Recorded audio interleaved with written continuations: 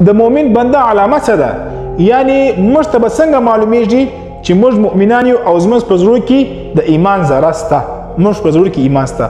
رسول الله صلی الله علیه وسلم فرمایي چې کله د یو مؤمن بنده څخه ګناه وسی، یو جرم ورڅخه وسی، که چیرې د په زړه کې د دې ګناه ما بعده پریشانی رااله او دی پریشانه سو او دی په تکلیف کې سو چې یار دا خو بد کار وکړي، چې کله یو ګر سره کله یو ګناه وکړي یو کس او د ګناه ما بعده د په زړه کې دا خیال راسي، فکر راسي چې دا بد کار وکړي او غم راسي، پریشانی راسي، وای دغه د دې علامه ده چې د په زړه کې ایمان شته. دا د مؤمن بنده علامه ده.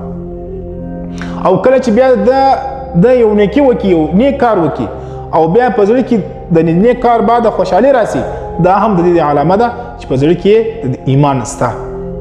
نن سبا خو ډېر خلک داسې دي چې کله یو ګناه وکړي او ګناه ته ګناه نه وایي، ګر سره ګناه پر ګناه باندې نه بولي، دلایل در سره وایي، نو پوه شه چې د دې کس په زړه کې د ایمان ذره نشته.